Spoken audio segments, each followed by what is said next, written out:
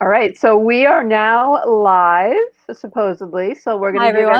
everybody a minute to get settled for this very, very, very special Facebook Live chat. We're very excited about today.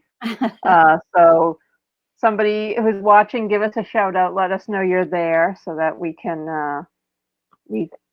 know to start. It takes a minute, Jerry, for it to like pop up on the feed. So, oh, I think we're there. Yay! We're there. Okay. I see us. So that means whoever's watching can see us. Cool. How So cool is I'm that? going to do a little introduction here. So we are very excited today to have with us our friend, Geri McNiece, who some of you hopefully heard her podcast episode, her interview that we did. Geri is the queen of hula hoops. Um, she turned Whatever. she is. Um, she turned her passion for hula hooping into a business. She's helped over 1,000 people learn how to hula hoop.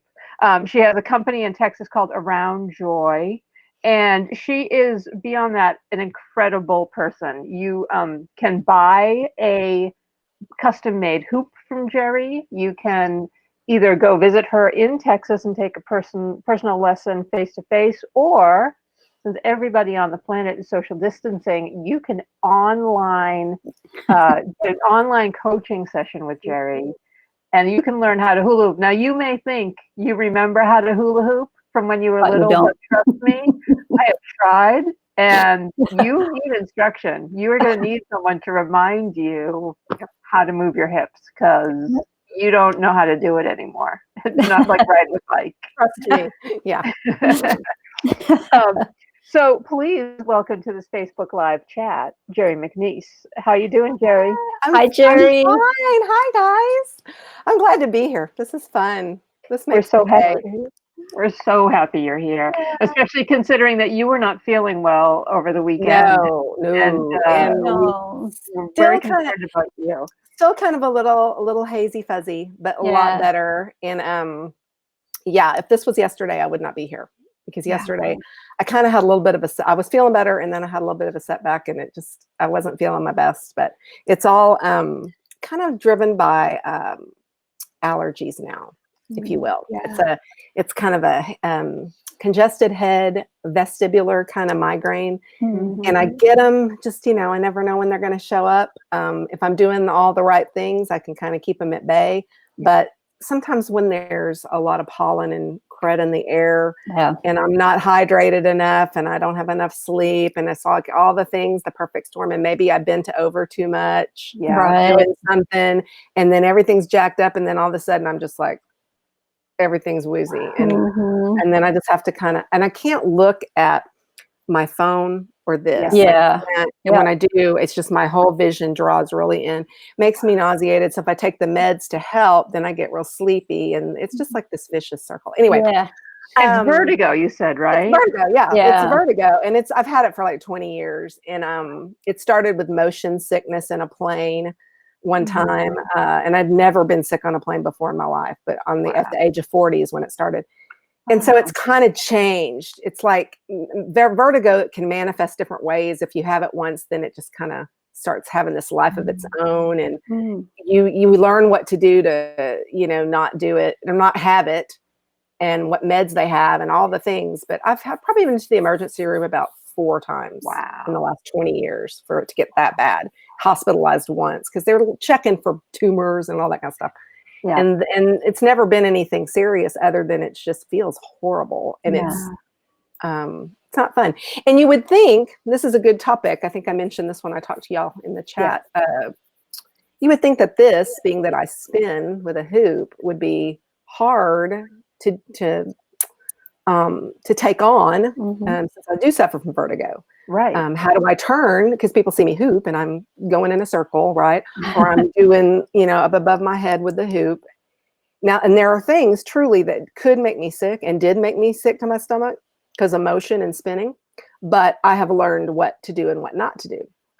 And so if somebody comes to me, which is really interesting, women in the age that I teach, and my demographic of like over 50, a lot of women suffer from vertigo. Lots of Right. people do. They Yeah. just don't talk about it. We've met more And and more women in the last few years that have vertigo. it's Mhm. like a what do you call, like a little secret club? People don't talk about Yeah. it because Yeah. it's almost like a niche disorder. It really is because it Mhm. deals with such a tiny little thing in your, in the vestibular area.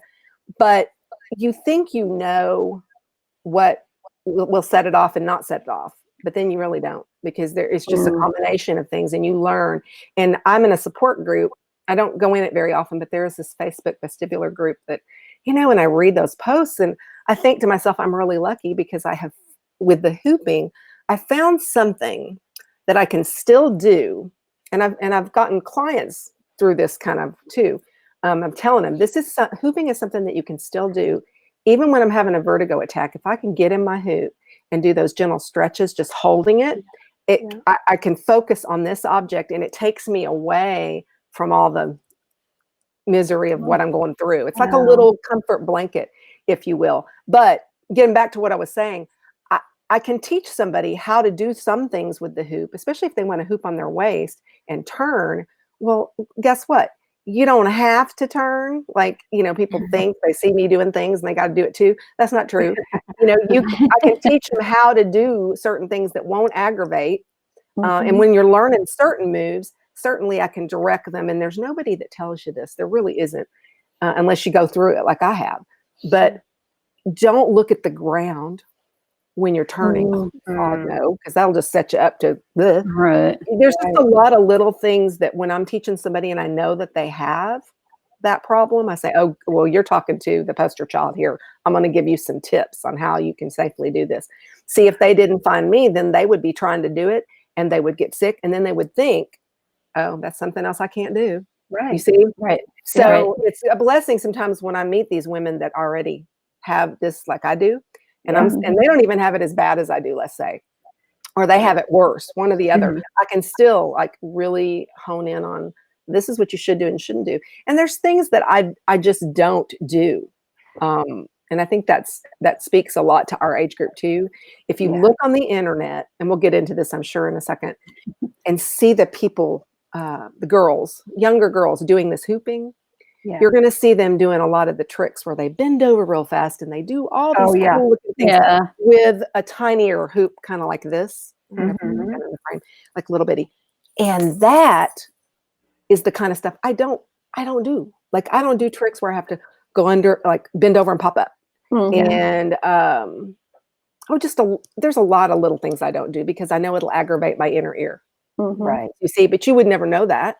Right. Because you don't know, like you just see me hooping, doing something. And if you notice, and if you really, really notice, and now that you talk to me, you will, I tend to just groove like this now. Right. And people don't realize, well, she's really not turning a whole lot. Right. You know what I mean? And that's really, I must say, I feel like I'm talking a lot, but it's true. I must say that I've noticed I've had to do that more often in the last couple of years. Like I've really had to, and it's not just my energy level, it's the fact that my head is kind of some of the time. And I really probably need to go get some allergy because it's usually allergies that really set it off and it's just not good. But I can stand facing forward and just do like this and hoop. And it feels good. I'm not going to get myself dizzy. You know what I mean? I'm not going to turn. I know all those things. I also really seriously feel that I've done like a couple of Facebook Live videos about vertigo, and they're older. They're not like recent, but I've shared them a lot with people because they're gold. They've got a lot of my tips. They've got what I went through, finding out and all that. And something that I really feel is that with this hooping, without it, and this might resonate with you or some of the people watching. When I used to dance without a hoop, I used to like do this whole head thing where I go, like you're at a concert and you're shaking your head, like if I had more hair, you know what I mean? I'm into my whole body. And at some point, you get that Elaine on Seinfeld look where you're in your head back and forth. Well, let me tell you what, this happened to me one time, and I know for a fact that it happened so that I would really understand and realize. So if I don't have a hoop, I let that percussive beat out in another way, right? And how do I do that? With my body, like with Right. my head, my hands, and I'm up, and that percussive beat is coming up here, and I'm Yeah. shaking. So I went to a place, they wouldn't let me bring my hoop in. This was probably about 6, 7 years ago. It was actually a house of blues, and there was a band playing. Yeah. And I like to bring my hoop and go to concerts and dance outside with, you probably seen the Oh, that's hoopers cool. out at Yeah. things, right? Yeah. Well, if I can't bring it, I know that this is what happened. And this is one of the first times it had been a while. I'd always had my hoop with me. The next morning, I had a bout of vertigo that was really bad.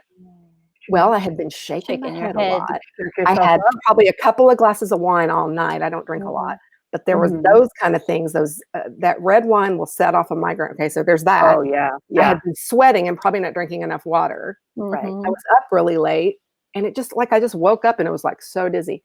And I thought to myself, well, I certainly didn't help my body by shaking my head around. And I remember bending over to pick my bottle of water up and then Right. bending my head back. All these things Pulling were the coming wine back. Yes. You can't do that either. Like when you put a pill in your mouth and you go and you stick that head back real fast. I Yeah. don't do that anymore. I have to go real slow, and I can't shake my head around. I mean, that's a lot of it. So now think about the fact that if I have a hoop on, I beat against that and this stays still, right? Right. Right. Because when Yeah. you're hooping, do you try and keep your upper body kind of stationary? Exactly. I was going to say that. Ah. So if you think about it, it's great therapy because I'm up here and I'm not moving the head. That's Right. important. In fact, one of my I give this away in 4 free videos on my website, but I think it's the last video that you get in the series. It's a little challenge, and you're supposed to put like a red Solo cup on your head. Okay. But I say if you've got like a little spongy koozie, not Oh, the yeah. little thin ones, but those Mhm. old-fashioned ones that are like one smushy, like Yeah. a foam. If you've got Yeah. one of those, put it on your head and then try to waist hoop and keep it on the head. You could do it with a book, but a book's too slippery. I like a little something, Yeah. like a little koozie works great. And so what that teaches is keeping everything still from the waist up and only using the lower body to power the move. And that's what waist hooping is. So anyway, Okay. so see how that is, That's it, amazing. it is. And so it kind of, the vertigo stuff really tied into this conversation. And I have one more thing to say that's really important to you for this age group. As we get older, and this is something I realized because I got told that like a million times when I used to go to therapy for my vertigo. They'd say, well, at this age, as you get older, they would say these things to me, the therapist. I went for this Epley procedure, which is, if you know anything about vertigo, it's where they put you in different positions with your head and it makes you sick, Man. but they're readjusting the crystals in your ear. And it's just like, it's Wow. fun. It's awful. It's awful. Yeah. And I don't do it anymore because I got over the positional part. Yeah, that was a long time ago. But what I did realize is as we get older, and I know you're gonna like really resonate with this. Have you ever seen the way an older person, if they're sitting in a chair, they'll lean forward to pick themselves up to get that because their The legs momentum. are weak, right? Mhm. Yeah, they kind of lean over, but they'll put their head all the way to their knees to get up, and then they'll push themselves up. But they also have vertigo. And look what they're doing every time they do that. They bend over. Mhm.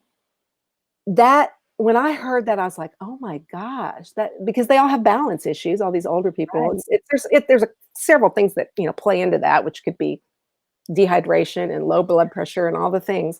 But the jacking with the head bending over. Yep. So if you hoop, what are you doing with waist hooping? If that's all you ever did with waist hooping is just waist hoop a lot, you are building your legs up. Right. So that you don't have, so one of the therapies for balance, and this is true because I've had therapists tell me this, the people that came saw my mother-in-law, they just have you sit in a chair, which is not this is a counter height, but a lower chair, and then you just stand up and then you sit down. You know what I mean? You're not allowed to like lean forward to get momentum. You just use all your upper body, you keep it still, and you just, and sometimes that's hard if you're not keeping your legs strong. Oh, yeah. So leg strength is important for that reason, not just because, you have to think, well, because I can get out of a chair. Well, yes, but also it's keeping you from precipitating a vertigo that you may have because you're bending over a lot. That's interesting. Isn't that interesting? That's really nice. My Yeah. leg There you go. I say this all the time. My leg strength is horrible because I like never walk upstairs anymore. Yeah, we live I'm in one telling floor you, and houses. it's so important. And I mean, I wish I could be better right now about doing some of the things I preach, but I've Yeah. been busy doing, the things that take, spread this message and this joy to other people. Yeah. So I'm really having a hard time balancing out my own exercise schedule because I'm busy Yeah. right now. Yeah. Yeah. Yeah. Yeah. So What's keeping you busy during this time? orders. People are, I say people, I'm really not people, women. Women are actually finding me and contacting me and ordering hoops. And, That's great. it's like I've been saying it for years, but now is the time that it's really needed. I mean, it's Right. always been needed, but I don't know. I know that this is what I was prepared for, this exact moment, this time right now. Isn't that funny? Yeah. And I thought Well, I and already knew, but people no. have the time now, and they're looking for. I spent all last night looking for like a new craft, like a thing that I've never done before. And that's, People I've are heard looking that for new too. things. I have heard that too, but I've Yeah. also heard the phrase, "I have the time now. I have the Mhm. time now." Yeah. And that this is what sets hooping kind of apart, because it takes time, Yeah. to learn it. It's not instantaneous, and I think that's to its discredit. There's so much with it that's instantaneous if you allow yourself to just feel it, really. Mhm.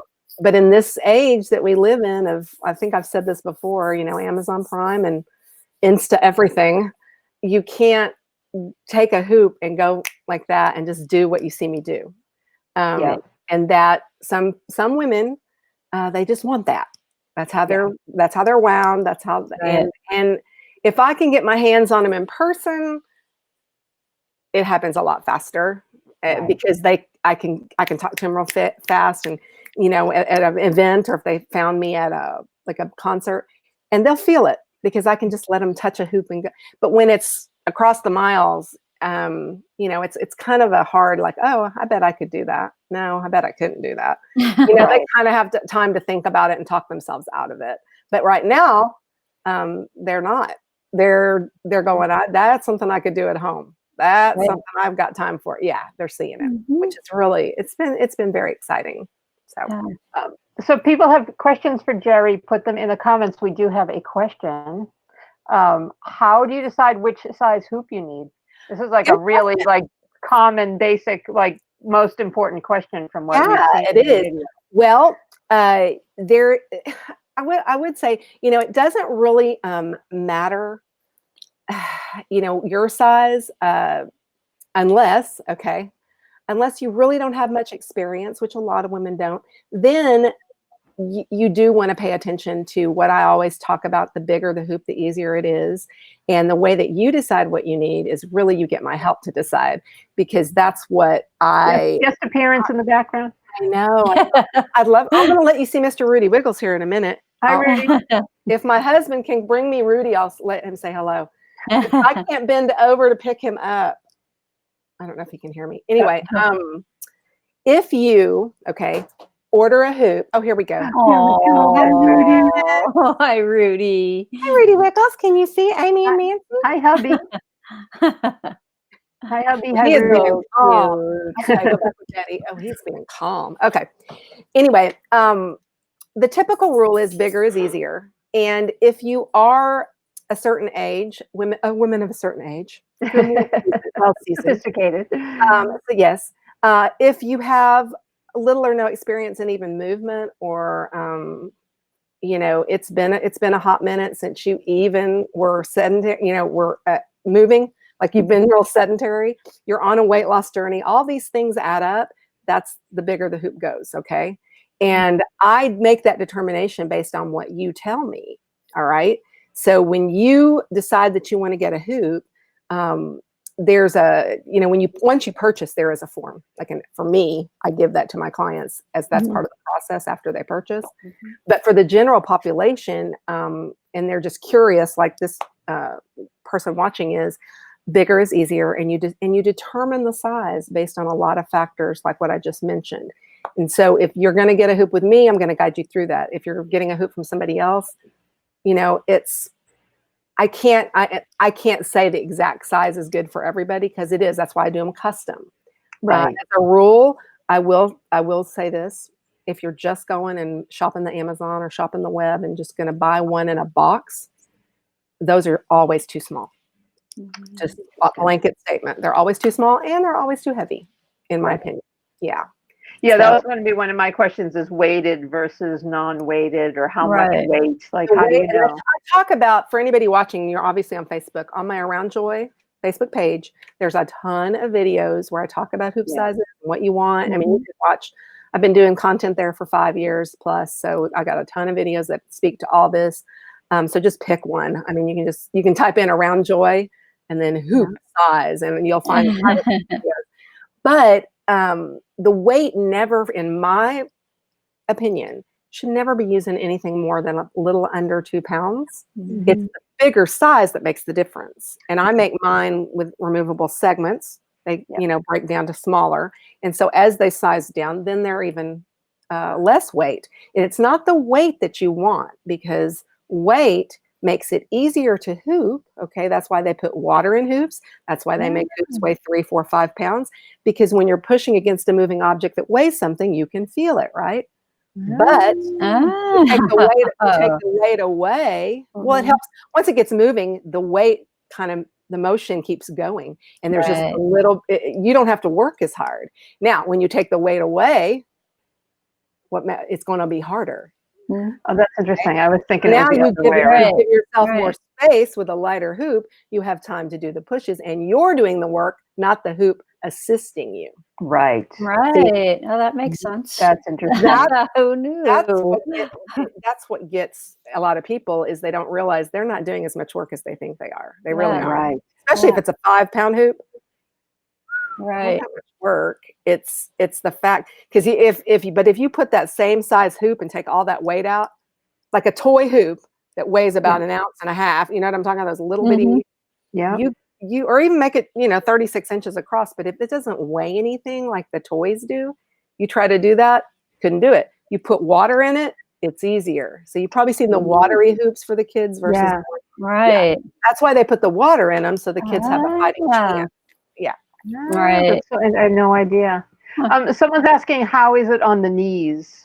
Someone with bad knees. It's the most gentle. Now, this is the part of the discovery when I work with clients and I say, do you have any, any concerns, any issues with the body, any adjustments we need to make based on an injury or a problem? I find all this out because if you have knee issues, there's going to be one method might feel better and I say method for waist hooping, let's say. Because that's the one that everybody wants to know. But that's like a drop in the bucket of all the things you can do with hooping. Yeah, so let me just clarify that. If your knees are really doing bad, you'd want to clear it with your doctor, but I'd want you to see, I've got a couple of videos on my Facebook page about what to do when the doctor says no. Because, they don't know. They don't know what they don't know. They think hula hooping and they think of little kids putting it on their neck and they do all the crazy. They need to know what you're doing with the hoop and who you're doing it with and how she's approaching it, which would be have them spend time learning what I do. Have them visit my website, show them one of my videos. But you can move your body in so many ways with knee problems that feel actually good. I have the method usually that sometimes feels better might be side to side versus going forward and back. And I teach both of those in the 4 videos on my website.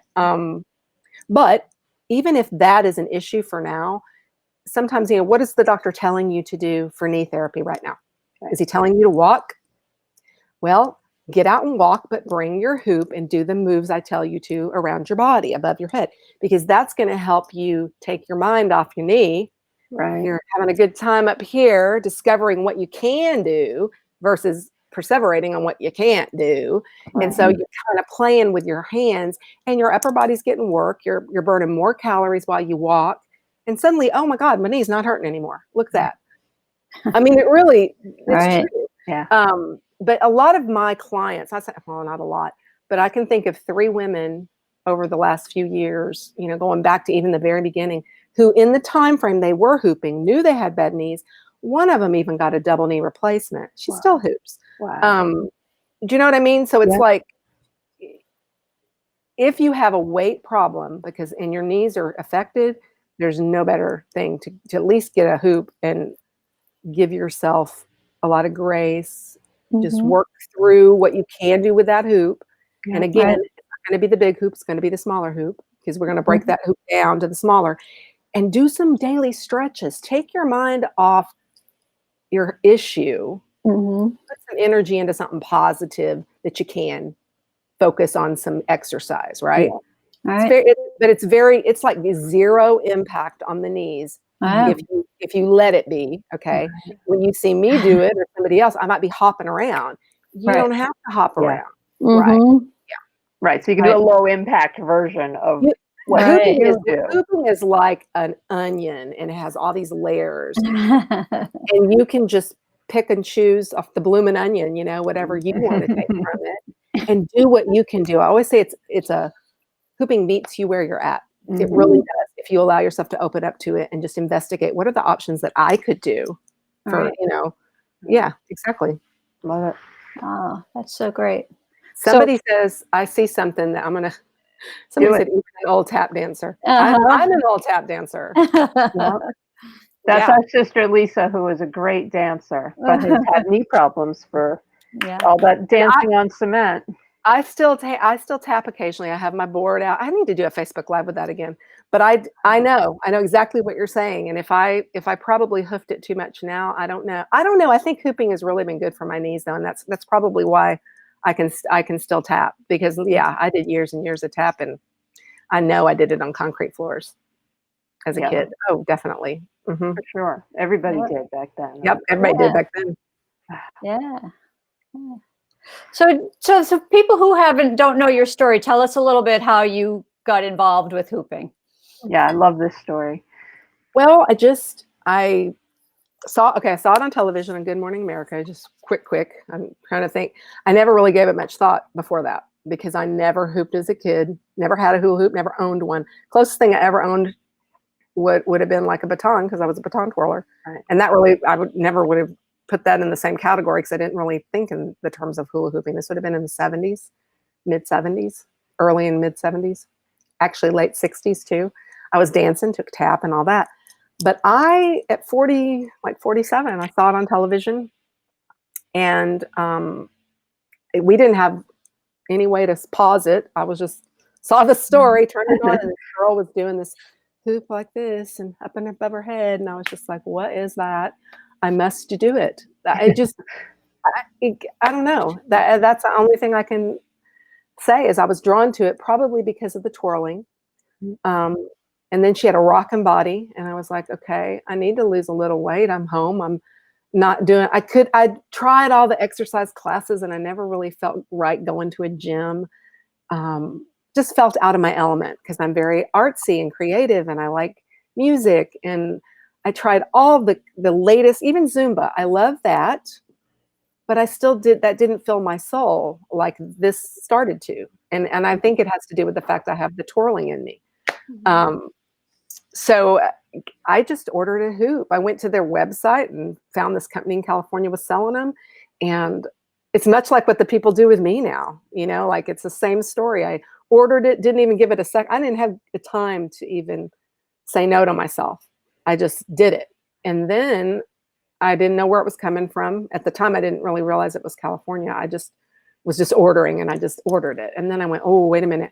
We were actually going to be going on a vacation trip to California like 2 weeks later. And back in that day, there wasn't anything like Amazon Prime, right? It took a while to get things. And so I was like, oh no, we're not going to be home.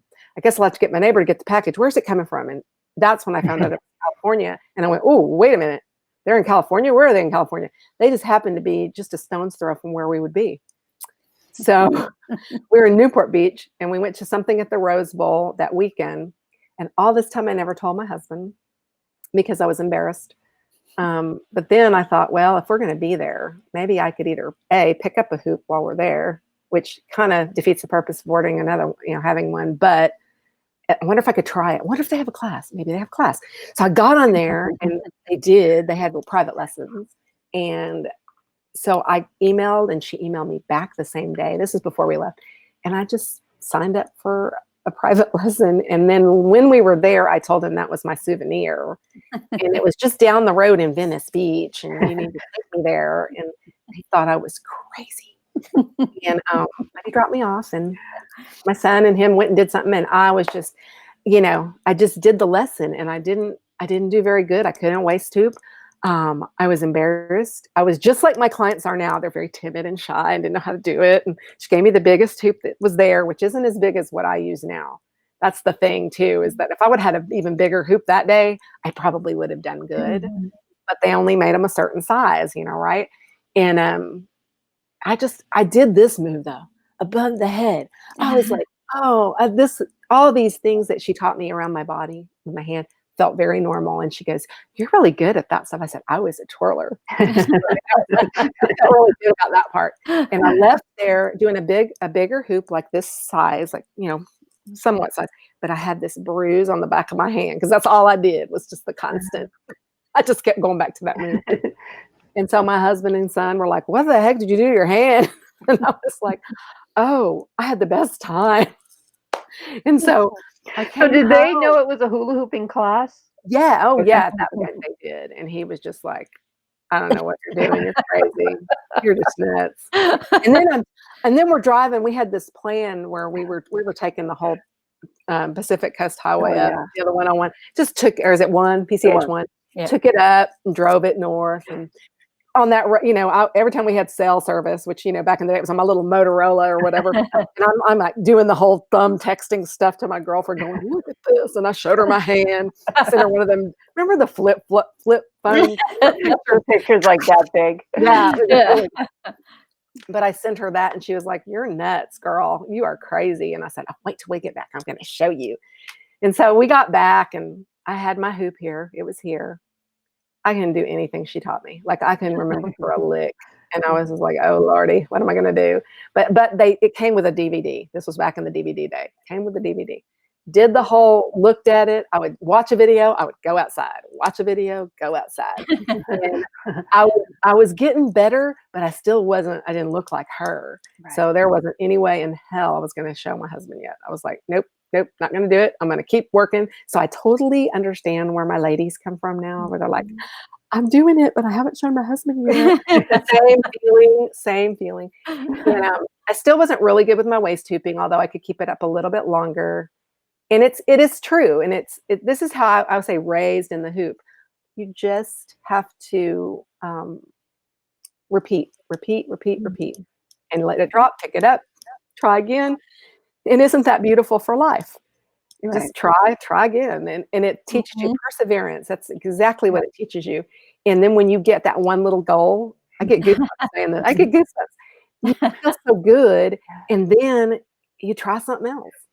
And I always tell my coaching ladies in the inner circle, I tell them, it doesn't matter how many things you can do. It just matters what makes you feel good doing with the ones that you do. So it might be 3 or 4 things, but you're feeling better all the time about it, right? Mm-hmm. And that one leads to more and more. And that whole attitude is what I kind of just like baked in that. Yeah. And I kind of put the hoop down. I totally get that too. Got real busy. I was doing Avon sales like crazy back then. That was my only home business that really did really, really well because I had my mother-in-law living in a retirement place and all the ladies bought from me. And I just did really well. I'd say busy. Yeah. And busy with the lipstick. And I'm telling you. And the deodorant and the powder. And I lied. Face cream too. Anyway. I did put the hoop down and I thought, I get it when women do that now, because I was guilty of it too. As much as I loved it, I had things to do. Yeah. And my hoop sat in the hallway. I only had one, believe it or not. Look at me now. But, this was 11 years ago. I had one that was sitting in the hall and I couldn't put laundry on it. Like I used to joke, I said, I can't really put laundry on it like a treadmill. So it kind of that it's sitting in the hallway. But I got a call about 8 months later, and the girl that I had worked with in California they were rolling out a home program to teach it. and she wants me to come to this class. She's going to be in Texas. And I was like, oh. And unfortunately, I really couldn't say no because it was going to be not too far from my house. And I had to drive about 30 minutes. I asked so many of my friends to go with me because I didn't want to go by myself. And nobody would go. They all thought I was nuts. But I went to this Women of America fitness place or something like that. And I went to a class. I did get one lady went with me, and she liked it. And she was a pretty good sized girl, but I'm telling you what, she was able to do it. Even and that gave me a lot of confidence, thinking, well, if she can do it, I bet I could teach other ladies, because my friend learned, and I didn't teach her, the other woman did. But it was a very crowded class, and sure enough, I mean, she kept hitting me up with a couple of emails and text messages. Are you thinking you're interested? Because you're really good. You know, she was wanting me to get on with it and buy a little program so you could learn. And that's how I got started. So I did, and I was busy with a lot of other things, so it took me a while to do it. And if it wasn't for my other best friend, who I said, look, I really want to teach this. I feel like this is something that I can do. I need a guinea pig. I need to know that I can teach somebody. So I know you say no, and I know you can't do it. You have a very negative attitude about it. So if I can change your mind, I think I can help anybody. And she laughed at me, and she goes, I don't feel like doing it right now. I said, well, she goes, but I need to lose some weight. You're right. I mean, I knew it. She admitted it. And she goes, let's just start walking. And I said, okay. Only time I can walk is at 6 a.m. And she was like, I said, girl, you want me to walk with you or not? She was like, all right, I guess we'll do it. And she hated it. I knew she'd hate it. So that was why I did that. Because then I went, I could come over with the hoop. And I do that anytime you want. So, and that got her going. And so I went over there, and as hard as she struggled with it for about 30 minutes, she was doing it by the first day. And if she could do it, okay, she was taller than me, she was bigger than me. I said, I'm talking like, if I can get confidence teaching different body types, that was my only hang up. Right. And that's the difference between the way that you teach it, like on the YouTube, for example. They're not teaching to all body types. They're teaching to a general population. I have chosen to say, look, I'm 50, well, I'm 60 now, but I'm late. I'm in the pocket, right? And my specialty is teaching you. Like, I'm not trying to get all the 20-year-olds to come to me. They can learn wherever they want, because a lot of them, but some of them are, good sized girls too. They appreciate the way I teach because I take my time. You know what I mean? So I've learned over the years how to teach to different body types. I guess that's the biggest thing. A lot of people have struggled with that, and they don't think they can do it because they've never seen anybody speak to them, right? And point to certain parts of the body you should kind of think about and all that kind of stuff. So once I did that, and I felt real confident, I moved along in the process and learned. I had to make a video teaching to a camera of all these moves, like backwards and forwards, both directions. It took me months to finish this thing, a few anyway, and sent it off to be, judged or whatever. And they said, that's the best video they ever see. I was like, okay, then let's do this. And I just felt like I have to teach different to people in Texas than y'all do out in California. Let's just say that. Because we have some real ladies out here. And I taught in person. That's all we knew to do, because we didn't have all of this stuff. Right. Isn't that amazing? And but it's such a niche that over the time I could tell this isn't going to sustain, because you can only do so much with it, and there's a learning curve. And I couldn't teach to a big class because there'd be some could, some couldn't. And so I made this pivot, and I'm so glad I did, to the online space. And that has probably happened about 6 years ago. Yeah. And that's what I'm saying. Had I not made that pivot and just relied on started out with a big warehouse, sized down to a studio, sized down to a small Airbnb house, and now I'm ultimately home, because I can teach one or two ladies together in my backyard, in my garage. I have a mirror here, I have a mirror, windows outside. It's all teaching in a home setting is much better for this, and teaching to one or two ladies is better because you get to address their individual needs. Right. It's not like a Zumba class where you got 40 ladies moving at the same time. That can't happen with a hoop. Right. It just can't. Well, it's a little intimidating for them too. If you're saying the intimidation factor in a hoop class, try it unless you're at a party for like a bachelorette party or somebody's 50th. You know, those are fun. I've done, you can name it, I've done it. You know, I've been hired to go out to the lake for one was great for like a bachelorette weekend. Then there was a 40th birthday party. And if all the friends are on the same page, or if it's a work thing, Yeah. we're a small office and they're doing some team building, and I bring groups for that, but everybody at the office is really good friends. You know, that's different. But when you're trying to run a class and you got 4 different groups of friends, maybe there's 8 people and two, you know, it's real intimidating. And so I wasn't making my best efforts there, I felt. And online, it's just been amazing. I made the videos that come, when you order a hoop from me, you get these videos. And they come in a starter pack, and then I also have upper, like a kind of an upgrade. And it has more videos that get a little bit more meat on there, like for the ones that, okay, I'm good with these, I want to go a little bit further. And all these moves that I teach, nothing super fancy. That some of it looks cool, but it all has kind of practical application. Is, you know, moving this part of your body, moving the hips, doing things like that. I don't go crazy with lots of tricks because those are a dime a dozen on the internet, on the YouTube or whatever. I'm teaching practical application stuff so that you're gonna get a workout, but it's gonna be fun. But anyway, those videos I filmed, majority of them were 2012 and 13. So they're like evergreen. There's nothing bad about them. And in fact, my hair looks almost the same. You look almost the same. I never would have known. Yeah, it's funny because I was letting myself kind of go, I hate this because I can never tell what. That's why I try not to touch my Isn't that bang. weird where you're backwards like that? Anyway, I never was trying to go gray, but I wasn't getting professional help with my hair back then. And then I found somebody that could do it really good. And then I kept my color kind of going. And then now I just started to embrace my gray when all this Corona stuff started. So I'm thinking of, That looks great. I'm over it. But yeah, I'm starting to embrace my gray. Like the videos though, because I hadn't really touched my color up in a while back in 13. It's funny. And so I'm like, dang, I still look the same. So that's but I have added to the videos over the years. And then I have a Facebook group that, my Inner Circle coaching group, that it's like the community that we used to have here in person, but we don't now because we're all older, and I've already been there, done that with that group of people or those women. And some of them are in the group because they still hoop. But I have women from all over the country.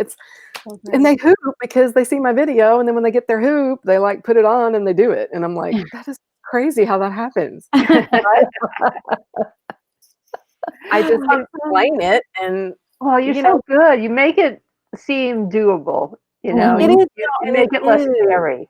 It is doable. Yeah. And I feel like I can never say that enough. And there's always going to be somebody that's going to look at me and go, I've never heard of that before. Yeah. And I've been doing it for 11 years. You know, it's so, there's always going to be women out there that don't know what they don't know about this. So right. I feel like I'm just kind of like the voice of reason for women that are over 50 that think they can't hoop. I'm always referred, you know, by those women. Oh no, you need to talk to Geri because she's the one that's talking about it for somebody like us or like our age or whatever. Absolutely. And I have a Facebook group that's just for the general population of women that aren't my clients yet, but might want to be. Right. It's called Start Hooping Over 50 with Their Own Joy. And that's a good portal to be in because on the Facebook, sometimes you don't see everything that I'm putting out in my page. Mm-hmm. I put a lot of fun and uplifting stuff. It's not all hoop related, just funny. And I just try to do that because if you talk about hooping 24/7, it's just like, you want to like, and, give people a reason to be happy other than just hooping. So, and I love having fun on my page with different fun memes and stuff like that. But I try to highlight like 3 or 4 good videos, put them in a watch party, and then I'll put them in the group for the group to see because that gives you pertinent hoop information. And then there's some links in the announcements of the group where there's a discount in there that I keep for those people. Sometimes the ladies that get their hoops, they're still members, right? And then they'll post a picture of their hoop when they get it. So it's kind of all about hooping in that group for women over 50, which is nice. So, and tell us the name of that group again. Start Hooping Over 50 with Around Joy. So, so if you go to my Around Joy page, you'll see two groups, and one of them is my private paid coaching group. The other is the free group that women can join if they're interested. There's a caveat though; it has to be women. There's questions. You have to be a woman. You have to be over. You don't have to be over 50, but you do have to say, I don't have much experience. Like I don't want people that already are hoopers and that's what we call them, because really. You already know what's going on. I'm best. I really am best with ladies that really don't have a lot of experience, but really want to try to do this. And they've kind of doubted themselves. And that, you definitely aren't going to spam in there or nothing like that. Same, general thing like that. So those three are the questions that they answer to get in. And I've been pleasantly surprised. There's a lot of women that just really, really, they say, I've never seen anybody explain it like you. I try to break it down super, super simple and put it in because I'm coming from that same age group. Yeah. That's the thing is that our bodies ain't the same as somebody that, hadn't been through marriage and babies and kids and menopause and all the things. Do you know what I mean? Our bodies are way different than trying to learn this when you're, a teen or 20. It's true. Yeah. So I try to address all those kind of things. And I love that you do like the basics, just even like how to hold the hoop. Like you think, it's like, okay, it's like, no, hold it back here. Like you get it very. And there's things, if you watch, you can watch 1,000,002 videos on YouTube. You can about the very same thing, right? I still never see people do it exactly the way that I do it. And that's the thing about when you find somebody that you resonate with to teach you whatever it is you want to learn, that's when you know the iron is hot. Strike, man. Just do it. Right. So those customers clients, whatever, those are the ones that were meant to find me. So I've never done Groupon. I've never done, super forceful sales on with a lot of ads on the Facebook, because I'm not looking to serve everybody. I'm looking to serve a woman that wants to be working with me. Does that make sense? That's totally. And so it's really been a good way to do it, because every relationship, and I truly say that, every hoop I sell is a relationship, a new friend, a new sister in the hoop. I just love that. And especially now I'm seeing the real benefit for them and for myself. It's like, I feel like I have this purpose in this service right now, what I'm doing. It makes it super, super real. Like, this is super valuable. Like, I've never felt the value until this moment in time. Right. Because it's stress relief. Yeah. Fun and joyful. Time to do it. Self-care to the max. Yeah. You can do it in your backyard. Exercising at home. Yeah. And able to do it at home. And you don't have to worry about anybody seeing you do it, do you? Except for if you have a husband or whatever. Or your kids. But here's the thing. The spouse and the kids, this is what's so cool. I've never seen a spouse be like, they are really supportive. And so mine is the ultimate. He really is. He just gave me grief in the beginning because it was so wacko of an idea. I'd never. He's the ultimate support. I could never have done all the stuff I've done without him. He's a wonderful. But he's supportive of it. The husbands, the hoop hubbies, always they carry their wives' hoops to the session or the park.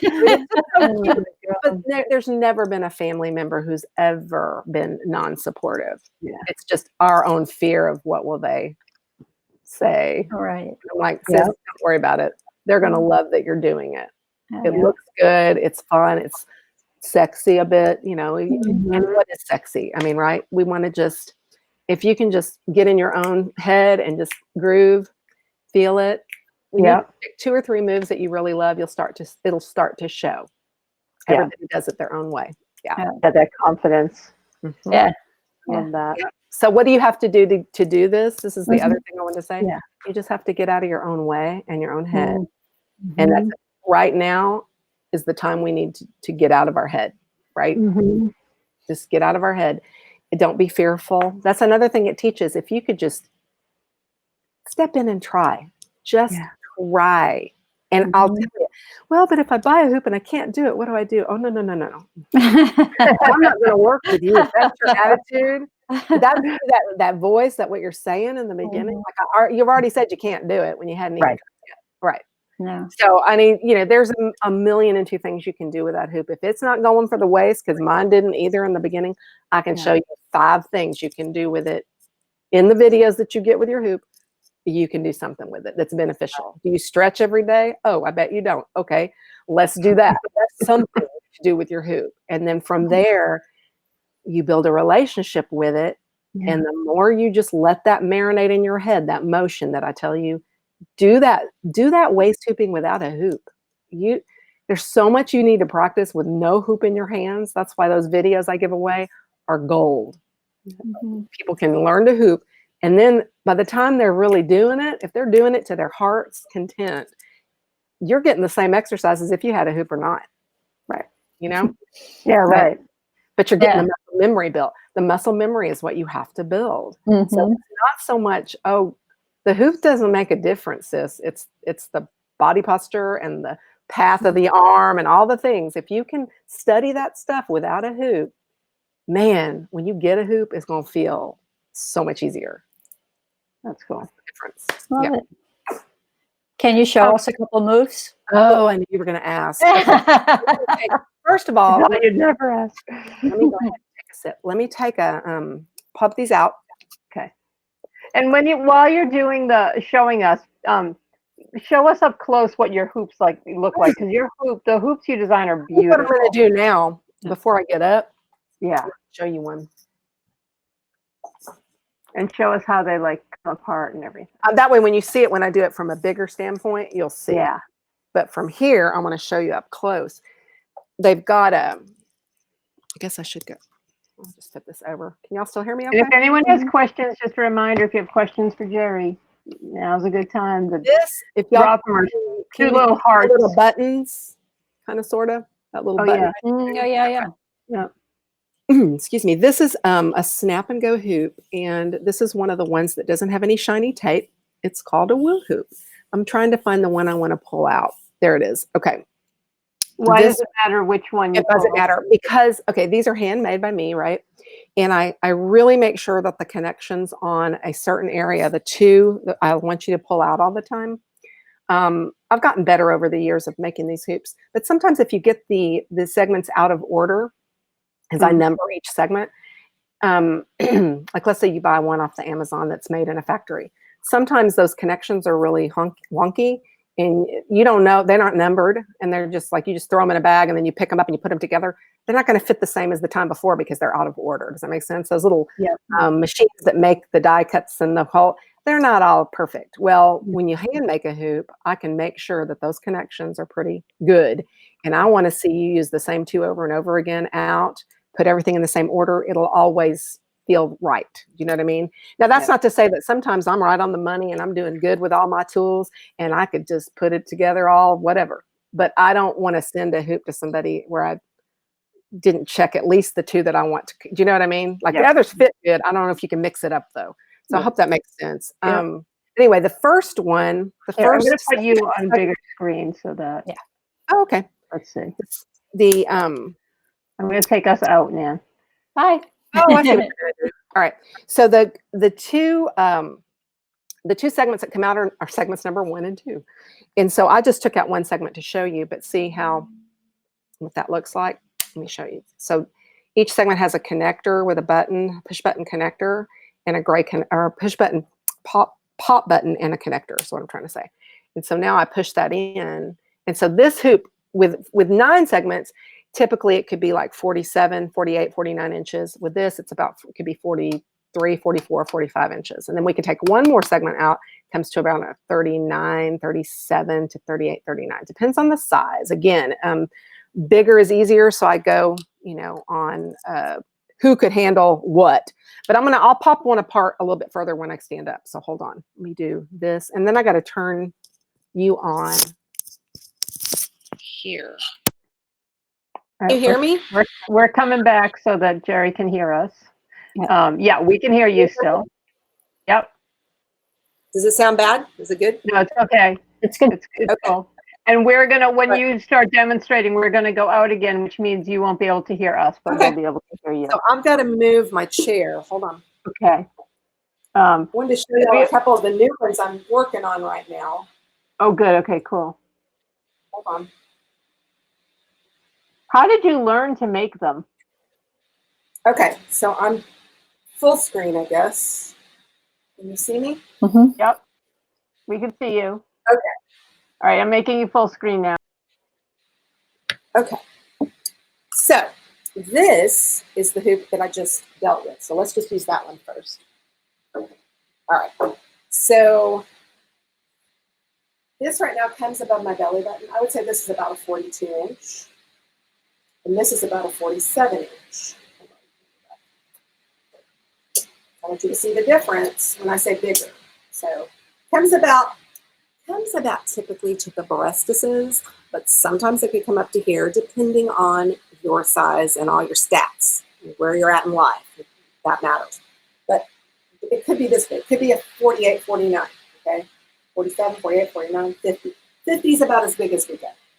Then you take out one segment, you're about to 43, 42, 43, 44, depends, okay?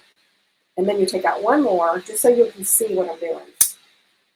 And then I'm going to show you with a big hoop what to do. So, there. So now this is below belly button. I'm still in the torso range, not to the legs. But this right here is small, and you wouldn't necessarily use this on your waist because it's too little. But if you've got experience, that would work. But this is more for the above the head stuff that you can really take up smaller space inside because it's not as big to hit things. So you could do your, kind of stretches and stuff with a smaller hoop daily, So that's why we size down. So that's what I said earlier. If you are struggling with your waist hooping, you can use a smaller hoop. Go outside and walk with these simple off-body moves that I teach you. All right, so bigger hoop. Let me show you this one. This is a really pretty one. This one is brand new that I'm making for somebody out of town. Actually, these two that I'm going to show you. But see, this one isn't finished yet. It's missing tape right here, but still the same issues to deal with of popping in and out, which is, I make these real soft for the fingers, which is something else. Sometimes your factory hoops aren't as easy to come apart. Okay, so this is about the same size hoop for her. Okay, I don't have one right now. I might have one that's a little bit bigger, but it's very common, by the way, to make one that's a little bit bigger than this. Okay, so you put this on your waist, and notice there is a little bit of a sag because this is a good size hoop. That's totally okay. You're not gonna need this forever, but that is what you use for waist hooping. I'm gonna turn to the side. Okay, see? So I'm going forward and back, and again, my videos teach how to do this, and this is side to side. Let me turn around to the front. Sorry, I didn't want to hit anything. I had to go slide. Okay. See, this is that other method. There's side to side, and then there's forward and back. And my feet, you can put both, either one, foot in the front. And that's actually part of me teaching you is learning how to switch those feet. Because eventually this or this, side to side, becomes really all of this, just movement with the feet. So I really am a big proponent of keeping the arms up out of the way and moving those for extra benefit, putting on music and just grooving. Also learning both directions. Now, what you're seeing me do here, the movement, turning in a circle, that's not part of your starter training. I only tell you in the starter training to keep staying forward and really working on just this.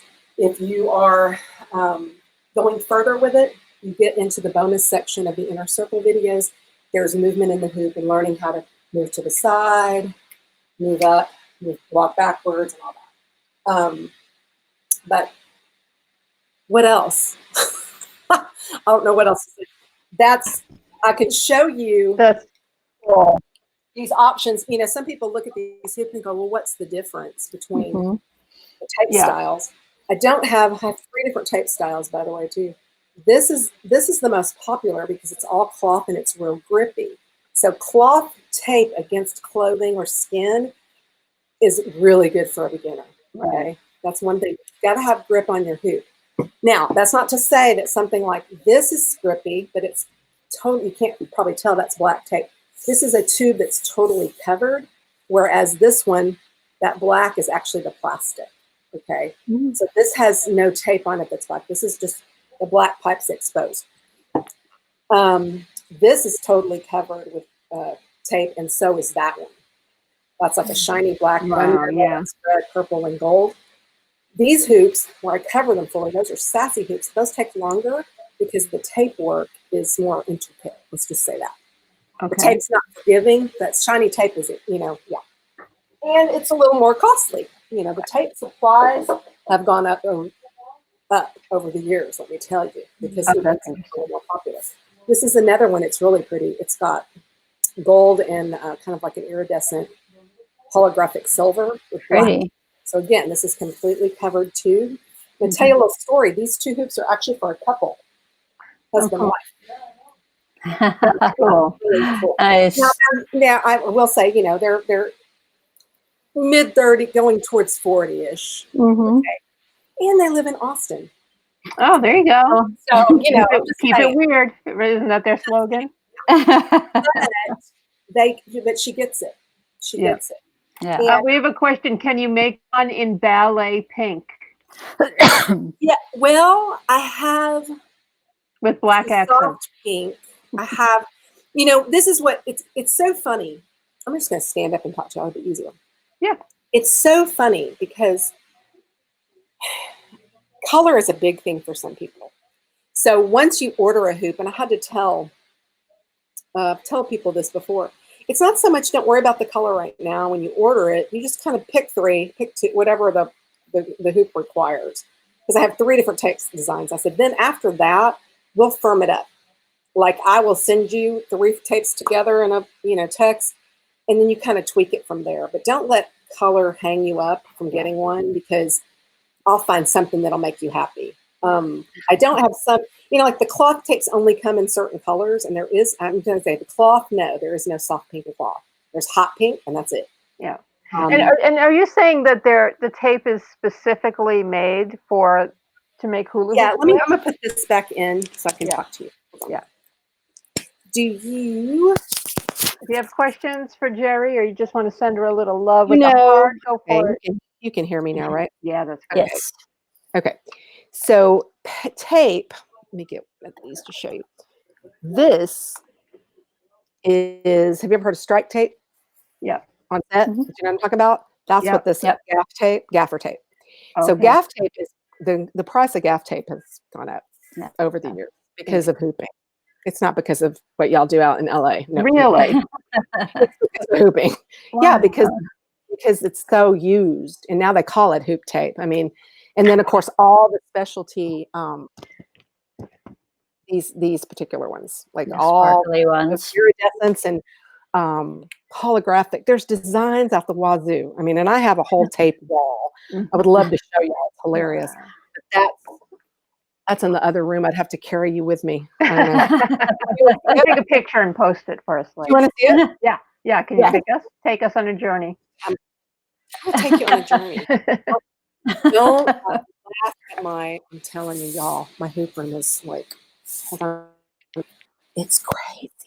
Okay, hold on. We're going to go back in here. It'll just be a quick visit. We're going into the inner sanctum of the hoop world. Lord, oh Lord, oh Lord. This is so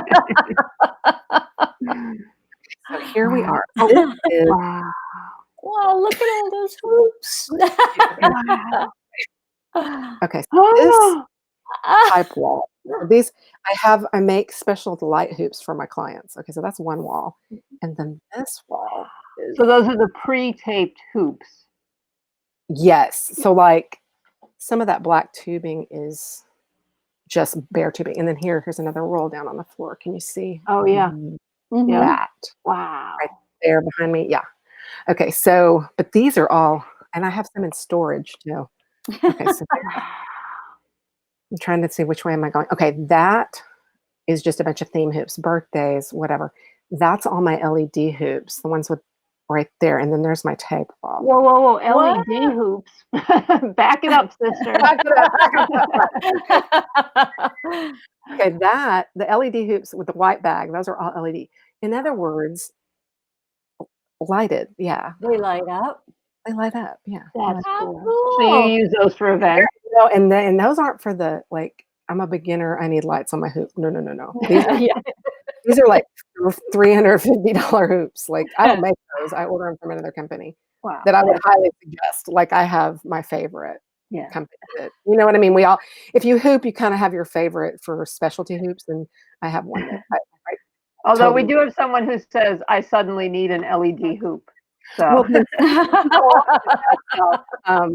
but I would highly suggest just asking me or watching some of my Facebook videos, Yeah. because I do talk about like what to think of when you get your LED hoop, because you can get your first one. You don't need to spend $300 on it, but you don't need to spend $75 on the Amazon and get a fiber optic piece of crap. So I could tell you what to, I kind of like to do that. There's my, that's what I make it's a drill press. And oh wow. I know, and then see that wheel? There's a wheel right behind me. I know you can't probably see it, but that, a grinder. Oh, yeah. Grind things. Yeah. I mean, and then I have like all my supplies over there behind me, all these little Rubbermaid tubs of things, and just, I'm trying to think. Can you go back to the tape ball? Yeah, there's my tape ball. Here we go. See, like Olive, I don't know if I'll be able to do this right. Yeah, this is all gaff tape. And then all the rest of it, all of this to the other side of me, I thought that is all like shiny. Like, there are so many colors, y'all. And then look, I got tubs of it up there too. That's the stuff that's not open. So when I run out of a roll, I go up there to get. Wow. That's how did you learn how to make these, Geri? How did I learn? Yeah. Good question. 10 years ago, I just didn't know what I was doing. But I just winged it, like on whatever hoop that I had ordered from the company that, there's just not a lot of hoop companies now. Like for whatever reason, bankruptcy, or it just, you know what I mean? It just, no.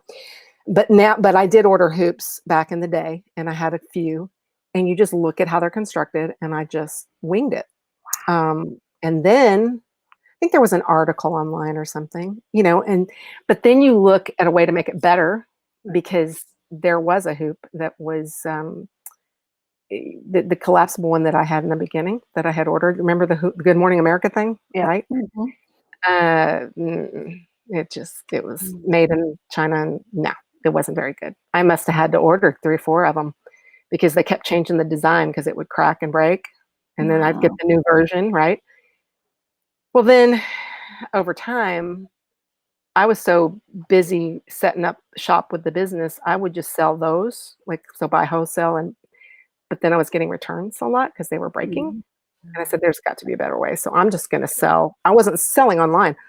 Remember, this was back when I just taught. So I started making solid hoops that nobody could have a problem with, because I touched them, like I made them. And so you have to buy the pipe and the connections and the tape, and you learn, and it's expensive, and you think, well, I better sell me some hoops. And so that's what I did. As I pretty much, it's a big part of my business, obviously. People think all I do is just teach. Well, no, I make a lot of hoops. So over the years, I got requests for those collapsibles, because you can only find them now on the Amazon, like made by a couple of companies, and they're not here in Texas. But they're not selling as many collapsibles. It's like maybe one segment comes out, but they have to, depends on, they ship it coiled down, and then it's not shaped very well. And I don't know, there's just a lot. If you do it, it's just like anything else. If you do something, you're kind of investigating what everybody else is doing. You're like, I need to do that a little bit differently. I think I want to do that a little better. So I started investigating how to construct, what are the supplies that are out there. And my husband's really, he's very handy. And so he helped me get the right tools that I needed, and the specs of what, do you know what I mean? Even so far as my son gave me a lot of information, because he's very smart with machining and die cut, like metal parts and stuff. And so, down to what's your bit size, and it's crazy. So then I just started experimenting, and I had some prototypes that I liked. And I'm not trying by any means. This is not. You know what I'm going to do? I'm going to put this right here. This is not. I'm sitting here holding it. It's going to be right here. You can still see it, right? You can still see it? Yeah, perfect. I'm not trying to make this like something that I'm gonna sell as a, you know what I mean? Like Scale it up. scale it. Right. I'm not Yeah. trying to scale. I just want to be just like a independent crafter, if you will. I'm just it's a craft. Yeah. It's like, look, this is my craft room, i.e. craft boxes. You're a hula hoop artisan. Yes. Right. And so when I'm sitting, do you see my rainbow onesie back there? Yeah, I've been hoping. I was hoping that was going to come up. That's my rainbow onesie. Actually, that's one of two. That's probably the newer one. I keep one I haven't used yet. I love it. Anyway, so it's a craft just like anything else. Think about that. How do you knit? How do you do whatever? You look at ways to make it more like what you enjoy doing with it, and what you want to provide your clients as the best alternative to solve their problem. Solving the problem of a good hoop made really well, it comes apart, easier to ship. Okay. Right. I used to ship them that twisted down only. I don't know if you know what that means, but it twists and then folds. And so it's Right. it's shipping costs, Yeah. too expensive if it's a round object. I don't care if it's, like twisted down, it's still going to be about 21 inches across to 20, whatever. And the girth of that is too big for USPS. Almost too small for UPS. Right. It's not, you know what I mean? So we're kind of in that little gray area as far as shipping goes. So I found that, okay, I can take 9 of these flat segments, put them in something in a mailer with some cardboard under it, holding it stiff, and the shipping is okay. Like it's doable. It comes like the size of a game box or something. Right. So all this is just trial and error, basically. And people can take it with them if they want to take their hoop with them when they go to the beach.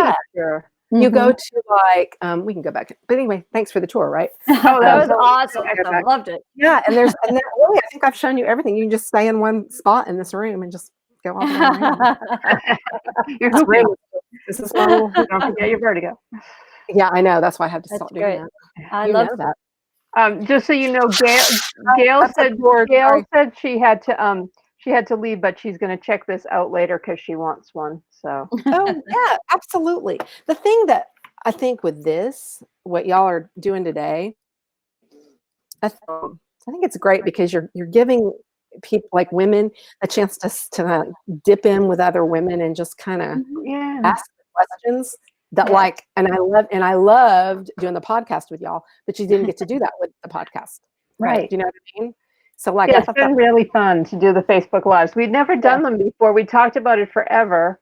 And then when this happened, we can't see each other. So this is a way we can see each other. And I'm going to look into Be Live because I've done Zoom with my coaching group, and I really don't do a whole lot. The coaching group live like this, because I'm telling you, and you might, I don't know, y'all are a little more tech savvy than most. But some women don't want to get into this. Like it's a little techy, but it's so good for hooping because I can. What I have done is like split screen when I teach or FaceTime or a Zoom. I feel like I'm teaching them. Like, and they get close and they show me what they're doing, and I'm like, no, sis, move back. You got to hit it right here. I mean, that one-on-one teaching Zoom. For me, it's been really good. It's been easy. Yeah, it's great. But it wasn't around 10 years ago. I know. That's what's so crazy. Yeah, it's crazy. Yeah, we've got all this ability now to. Well, I think it's interesting with the coronavirus. Like people that never would have even tried to use Zoom are now like experts in it. Yep. Right. You know? That gives me. Now that you said that, we need to do this more in the group. Yeah. I do a lot of Facebook Lives for my ladies, and there's that's. Oh, and I didn't even tell y'all. This is the cool thing. To say this is really. Back when this all started with coronavirus, I was like, okay, I get it. Social distancing, exercise. There's nothing better than hooping. Right. Nobody can hear you. I said, number one, that's awesome. Number two, this is awesome for women to do at home. I need to like really get on the Facebook Live and talk about that. So that's how this started. But then after I did it, I was like, Lord, just give me some guidance here. What am I supposed to do? Because everybody's coming up with like ways to help the world right now because we're such a mess. All I have is a hoop. What can I do? And I just give them the inner circle, Jerry. Just give it to them. Just give them your training. Yeah. So that's what I started doing, and that's what really I think women are going, okay. Not only do I get the hoop, but I get to be in her group too and get all the perks and all that. This is what I need to be doing. Right. Obviously, it's such a niche, whatever you want to say. Yeah. That I can't sit there and be like some business person that and you know what I'm talking about when I say, here's what I tell, but then if you want to upgrade, you get this. And then you upgrade to this level and you get this. And you know those sales things you've been through, right? I can't do that. No. I can't. Well, and let us just say too, like once you know Geri, you're addicted to Geri. So even though like you may think, okay, now I know how to hula hoop, I don't need to check in with Geri anymore. You do. You're going to want to check in with Geri all the time. Yeah, and Geri is just awesome. Liz, you tell me, and the beautiful thing is, since I made that decision, and now that I just give that inner circle with my hoop, they know they have enough of everything, but they're more in it. Like, oh, let me post a picture. Let me post a video of these women now. Oh, I'm not saying like I got 70 something, 80 something in there. Not all of them are participating, and that's fine. You know how when you get in a group, you just kind of sit back and some of you watch the content. That's fine. Never demand of anything. But to see these new women, it's what I've been wanting is like some more camaraderie in there. And maybe it's because we're all home and you know what I mean? Like they need to reach out. But I think even before Corona, when I had the package, because I came up with the package just new too, where you get the hoop and the inner circle. But then you could also just order a hoop by itself and not get the inner circle. Now you just order this beginner hoop, you're going to get it whether you want it or not. It just comes with it. That's great. Yeah, I think that's how I really think that's how I'm going to keep it. Now I did. I mean, I'm the business side of me goes, you know what? When the economy gets back to where it's going, I'm going to be like everybody else. I'm going to have my prices go up slowly, just like any other business person would. Right.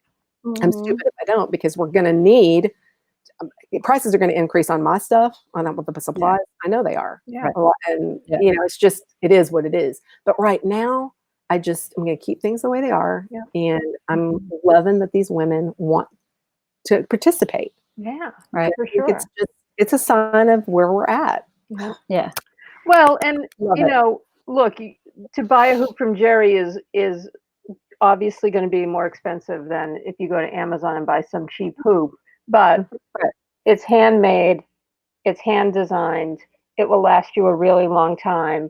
And you're getting experience. Way and you're getting cheaper than a expertise. gym. Yeah, and it's way cheaper than a gym membership that you can't even use right now anyway. So isn't that funny though? That's the thing, is like you wanted to, this was the year, and this is just so ironic. We've never belonged to a gym all this time because I've had a gym in my hand, and we just, you know, even my husband, he has hooped. He doesn't do it a lot. I'm like, we have just everything here to just get all the movement we need, stretching, whatever, cardio, toning, it's all there. But there was one thing that I'm like, allergies are really bad this year. We didn't get a winter. I want to walk on the treadmill like I've never done that for the last how many years. I said, but I want to have an option for when all the pollen is laying all over the backyard. I can't do it anymore. It's just something, you know. So we made we joined a gym like that's 10 minutes down the road. I hadn't been able to go. Like, and now you can't go. So I've been trying to get outside and move, but then my allergies get all jacked up. So but I feel like it's not a bad thing to have a gym membership, even if you have a hoop, because some gyms, depending on the gym, have rooms that aren't used, and you can go in there and use their rooms with your hoop. That's nice. Right. Depending on the kind of the gym it is. And there's many, many ladies that make hoop videos in their gym when there's no class in the big room. They say, sure, as long as you just don't bring your hoop out around the general population and try to, you know, show everybody your hoop. You just go do your thing in the private room because they don't mind you're in there. And then you just, some gyms are very nice about it. You just have to ask. Yeah, that's cool. It takes space. That's another people's objection. And to that, I always say, okay, can you stand in this room and do this and pretend you're hooping? Then I say, you have no excuse. You just I call that air hooping. You air hoop until the weather gets better outside, and then you tear your butt outside. Because all of the stuff that you see me do, Mhm. right, is like, I'm just going to put this down a minute, but watch this. Yep. Yep. Don't you just love Geri, everybody? I know, yay! Geri. We're going to be wrapping it up soon, so if you have any questions, throw them in the comments. Throw it. So you just saw me pass my hoop around, and I didn't Yeah. have a hoop in my hand, right? Yeah. Right. That's right. But my heart rate is already going. I can feel my body. Mhm. That's the I don't accept many excuses part of me. Yeah. I say, don't tell them. And if you really want to do something that bad, you figure out a way to do it. You push the cars out of the garage, you clean up. I've seen many women over the years going, I have a reason to clean my garage. I'm going to clean my garage so I can have a hoop space. And it gets done. That's great. Yeah. Or Yeah. you do your room, so to speak, and I'm going to show you here. This whole room, while it has furniture in it, my sofa is pushed back over here. Yeah. And I have, do you know what I mean? Like Yeah. the center of the room Yeah. is my hoop space. And Yeah. so this could be a functional den with a little bit different setup, but I need this space for my hoop space. Yeah. And you take down, can't really see this, but that used to be Ceiling fan. Oh, not that's anymore. nice. Yeah. Because I don't need a ceiling fan in here. I need Yeah. space, clearance. Yeah. So it's very low ceiling to begin with. So you figure out ways, you get your spouse involved. Mhm. Yeah. Honey, I need a hoop space. Can you help me figure something out? Yeah. And I've never seen a husband, I've seen so many husbands come up with so many beautiful, ideas for their wives. Because they they really, at the bottom line, your partner wants you to enjoy yourself. Sure. And being supported. They really are. It's a beautiful thing. Yeah. So great. We have a question. What was the name of the dance studio that you used to go to? The dance studio. Do you mean like when I was a kid? Yeah, I guess so. That's the question. I guess. Oh goodness. Twinkle Toes. Twinkle. Excellent. It's Lucy. Her name was Lucy Filan, and she taught tap. I did tap jazz ballet. You've seen many of my photos. Yeah, they're so great. Yeah, I've got plenty I have not shared. Yeah. Follow Geri on Instagram, Yeah, follow me everybody. on Instagram for a look back because I have a lot of what are people saying with I just looked over here and saw you can actually question what was the name of the dance studio Geri used to go to. Yeah, that Twinkle Toes. That was in Dallas, Texas. Dallas, okay. Yeah. And yeah, I actually met a girl, I connected with a girl that I used to take lessons with that I hadn't seen in eons. And it was just a Facebook friend thing. It was just really weird. But yeah, that was just a little side note. And or got a friend called me the other day that I hadn't talked to that I took dance with too. Wow. That was cool. Yeah, that's the other great thing. That happened. That people calling that you hadn't talked to in a long time. That's yeah. It's nice. It's awesome. Yeah. Yeah, we've been reconnecting with so many cool people that we hadn't even thought of. Isn't that neat? Yeah. I think it's a beautiful, we're going to do this Friday. I'm looking so forward to this. I was in well, y'all know this about me, but I have like a musical theater background. Mm-hmm. And I probably stopped doing musicals when I met my husband when I was in my mid-20s. And so, but before that, like in 81, y'all are going to laugh. I don't know if I told y'all this when we talked on the podcast. I did summer, they do summer theater, right? Like different programs. Okay. I did this thing. They did regional, you audition for region. And one of my callbacks was for a Galveston, Texas outdoor drama. There's one in the Paladuro Canyon, and it was a musical called Texas. Well, this one is, the reason I opted for the other was because it was by the water. I'll get ready for this. Do y'all know anything about Texas history at all? Very little. Very little. You ever heard of the Alamo? Oh, yeah, of course. Oh, yeah. figured as much. Okay, so Yeah. this one was called The Lone Star, the musical portrait of the history of Texas. So, so it was outdoor at an amphitheater in Galveston, and then on alternating nights we did Annie Get Your Gun. Oh, cool. Ah, So yeah, so there was a legit musical, and then a written by this Paul somebody guy. He was the father of outdoor drama in Texas, and he had several. I mean, anyway, we are getting together.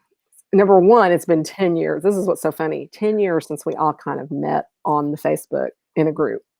Like we all connect when that was a thing, like right when Facebook was kind of Yeah, like, right. remember that? Well, I mean to tell you, I hadn't seen these people since 81. It was awesome because we were all just, oh my God, oh my God.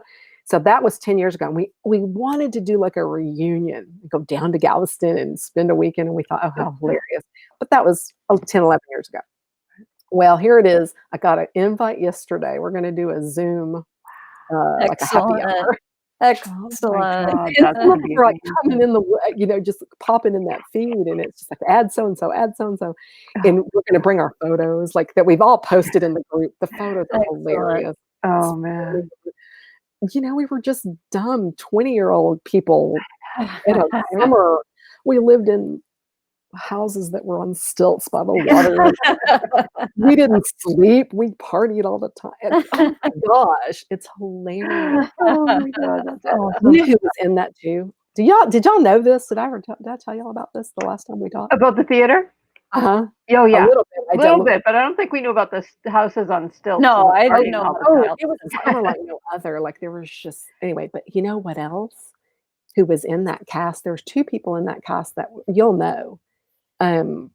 Patricia Clarkson. Oh, love Ah. Patricia Clarkson. She played Sam Houston's wife. Wow. Yeah, she did in the Alamo. And then I forget the what she had for the other show. I know she was in it. She had a role, I do believe. But then the other guy, you'll know for sure, Dylan McDermott. Oh, love Dylan McDermott. He went like, mhm. Oh, He he's was dreamy. that was back then too. And they were from Fordham University. So Oh, they were Okay. part of the group. The guy that directed the shows that summer was from Fordham. So he brought some New York. And Dylan was one of them. And he was just one of us. Yeah. oh, that's so cool. That's And he fun. was, so look at them. I know. So I was legit with some people, but Yeah, they were legit with you. Yeah, that's right. they were legit. And just so funny. I slipped in his DMs on Insta and I sent him something and I said, we're meeting on this Zoom call, and I gave him the thing like he's really going to see it. But it would be hilarious. He's locked up at home like everybody else. That's right. He very much could. Wouldn't that be hilarious? So That we're would all. be fun. It would be hilarious. But we all stay in touch. It's like we run into each other on the social. Yeah. And one of the guys, I know he'll be there. He's on Insta with me, and he's a Facebook friend, Michael Fletcher. He was one of the background dancers in Dirty Dancing. You see him a lot. He was that's cool. We had a very talented cast that summer. That's very cool. It was really good. Yeah. We have a couple new questions. One is someone says my age is showing. We know her. She's a bit younger than us. And she's not sure who Patricia Clarkson and Dylan McDermott are. No, her age is showing. Her age is showing. Baby. So Google. you got to Google them. But you've seen Patricia Clarkson a No, lot. I'm not a shameless plug. I just love watching me Netflix things. But Dylan McDermott's been in a lot of the American Horror Stories, right? Yeah. Here's the very first season of American Horror Story. Yeah, exactly, which I know Aileen has seen. So Aileen, he was the father. He was the father in the first season. And one of his very first roles, he played the love interest of Julia Roberts in Steel Magnolias too. Right, really good. Yeah. And Patricia Clarkson has been in American Horror Story too, hasn't she? I think. Well, no, she was in that one on HBO, that latest one on HBO, Shattered something or. Remember she played the Southern whatever, and she always the one crazy. Yeah. You know what I'm talking about. I forget the name of it. We'll Google it. We'll send you a list. She's so good. She's so good. And you're not uncultured at all. They are definitely. Patricia Clarkson has a very deep Southern drawl. She was from Louisiana. She has a very Southern. But Dylan is in something coming up on Netflix. Did you know? Oh He's no. always posting on his Insta what's new.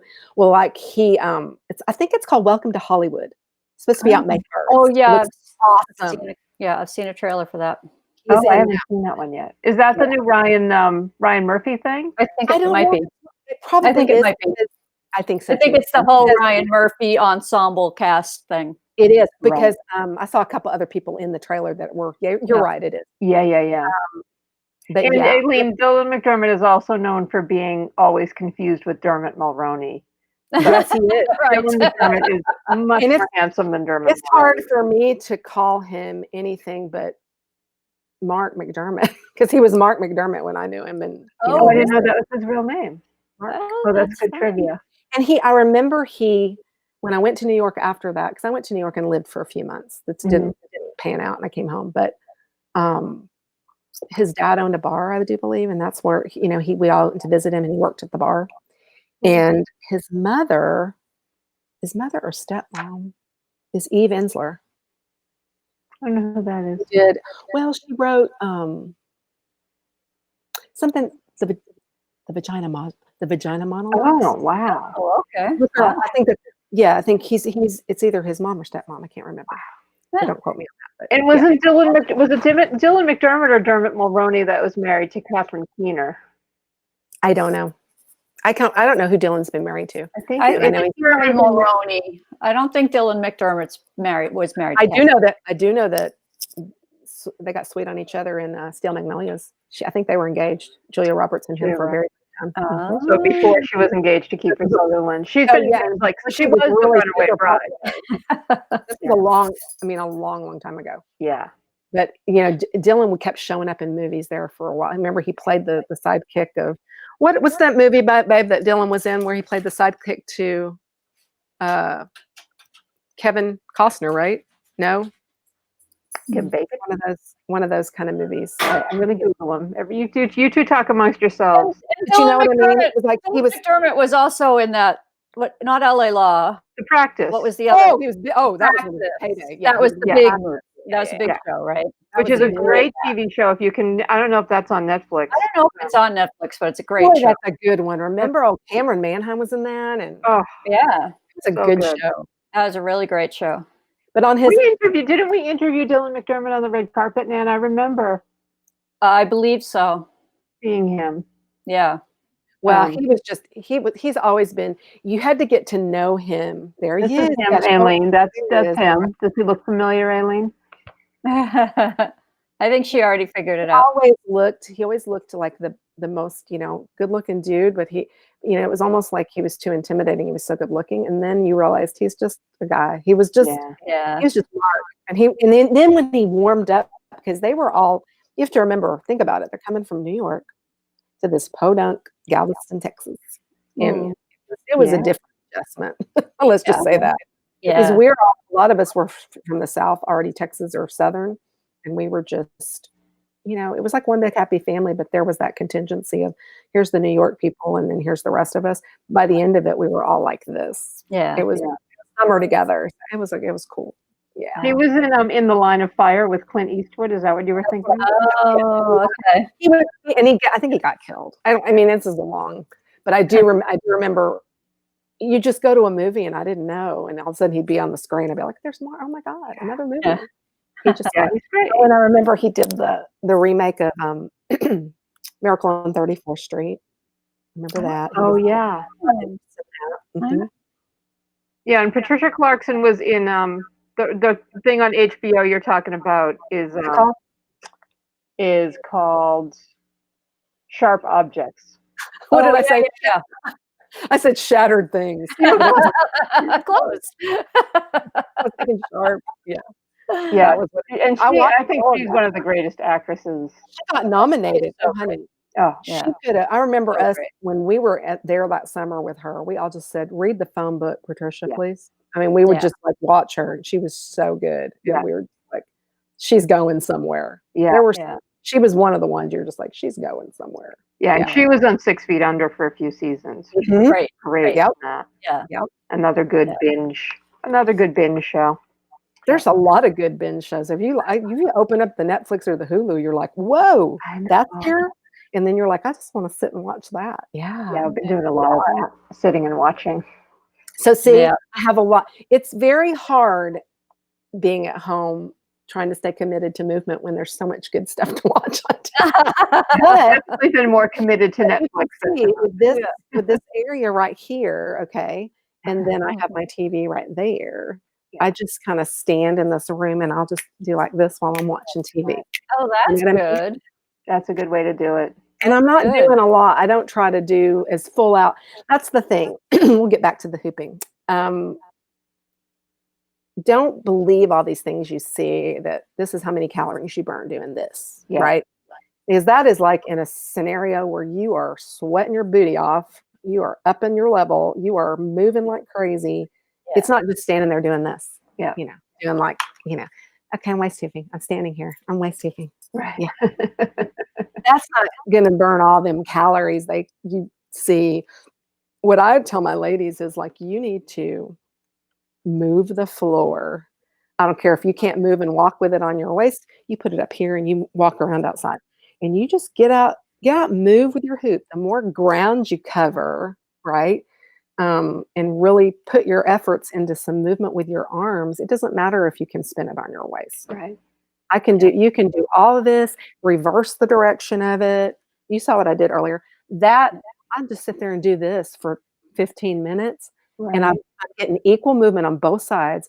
I'm juicing up these, which there's nothing wrong with that, because that's what we need to do is that's the one benefit I have to say that I just don't think about very often is all of this. Yeah. You know, this stuff is remaining tone up in the upper body, my back, because I don't think about it. I just move it.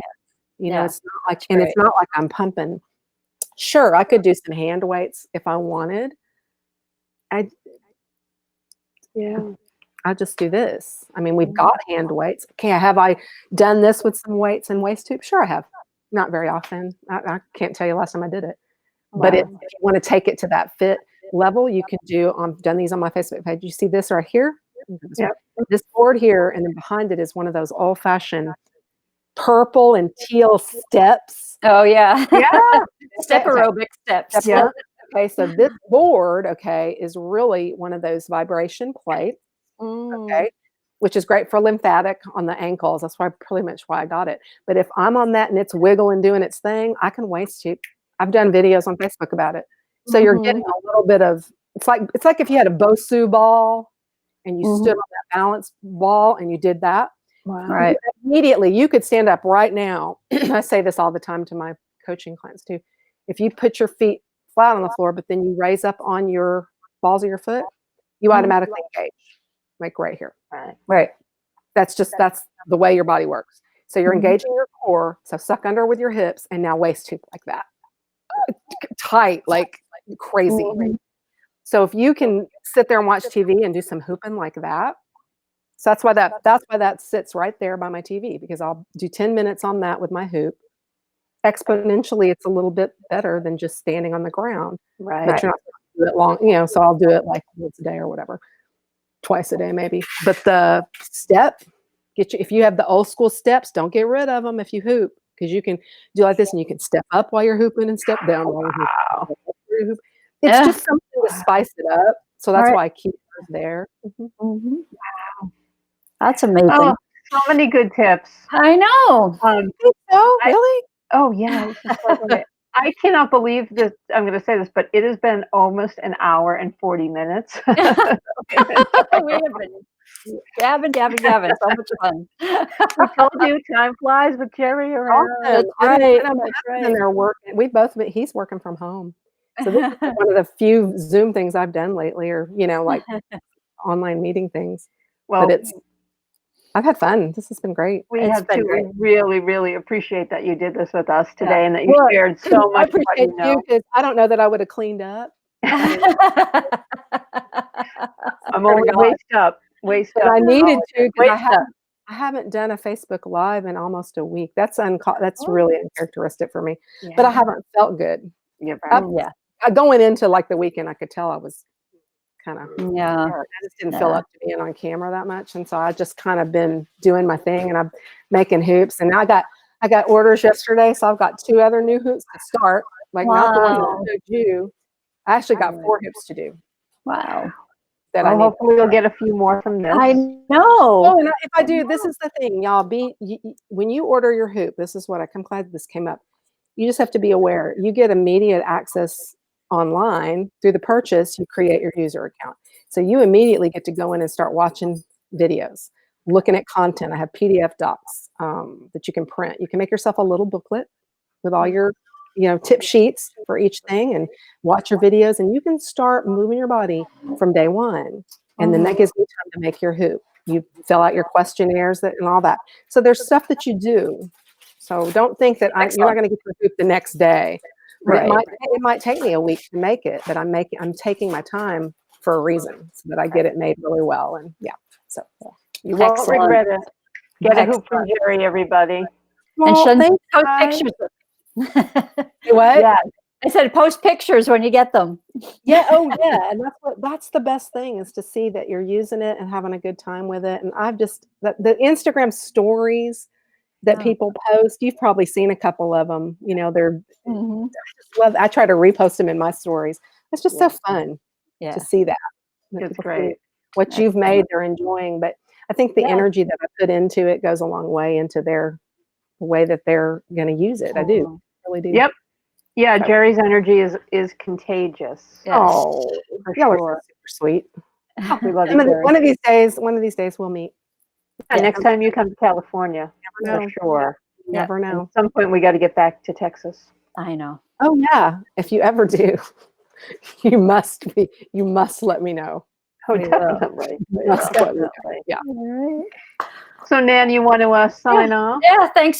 Thank you so much, Geri. Thanks everyone You're for very joining welcome. us. And I hope everyone stays safe, stays home, stays healthy, and stay passionate. Bye, everyone. Bye. Bye. Thanks, Geri. Bye, everybody. Okay, we can sign off here, I guess.